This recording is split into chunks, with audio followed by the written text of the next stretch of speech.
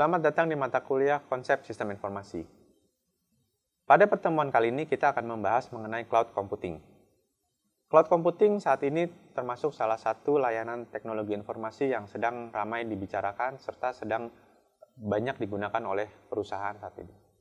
Kenapa sih banyak perusahaan yang mulai menggunakan cloud computing?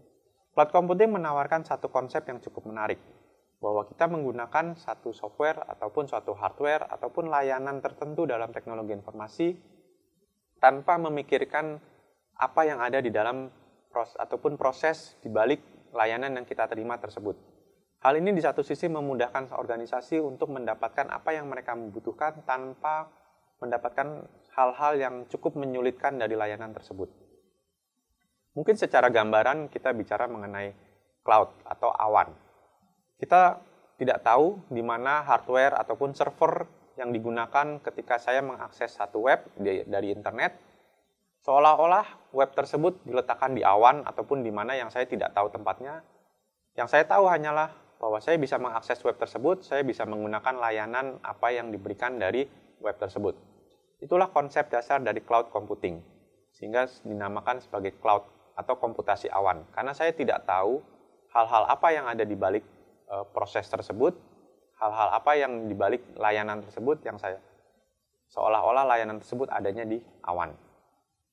Ada dua jenis cloud yang biasa umum digunakan oleh sebuah perusahaan, public cloud dan private cloud. Public cloud biasanya diletakkan ataupun dikelola oleh vendor third party ataupun ada vendor-vendor lain yang ada di luar organisasi tersebut. Dan perusahaan tersebut biasanya membayar sejumlah fee ataupun biaya jasa bagi vendor tersebut untuk menggunakan layanan yang ditawarkan oleh vendor tersebut. Private cloud, kita bicara mengenai sebuah layanan cloud, tapi yang dikelola oleh perusahaan itu sendiri. Atau dengan kata lain, server ataupun hardware ataupun layanan-layanan yang disediakan oleh cloud tersebut dikelola di dalam internal perusahaan tersebut. Ada 4 layanan umum yang biasa diberikan oleh cloud computing. On-premise software, infrastruktur as a service, platform as a service, dan software as a service. 4 hal inilah yang biasa diberikan dalam sebuah cloud computing.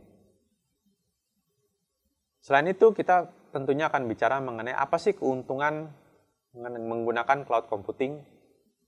Salah satunya tadi saya sudah bahas di awal bahwa sebuah organisasi ataupun sebuah perusahaan bisa menggunakan sebuah layanan IT services tanpa harus ikutan pusing memikirkan kesulitan ataupun masalah-masalah terkait dengan layanan tersebut. Sehingga mereka bisa menggunakan sesuai dengan kebutuhannya mereka. Masih ada beberapa keuntungan-keuntungan lainnya nanti yang mungkin bisa kita temui di dalam mata kuliah ini. Selain itu tentunya cloud computing juga ada risiko. Risiko serta concern-concern yang umum ditemui di dalam cloud computing inilah yang nanti juga kita akan bahas di dalam mata kuliah ini. Saya rasa sekian mengenai cloud computing. Terima kasih sudah menyaksikan.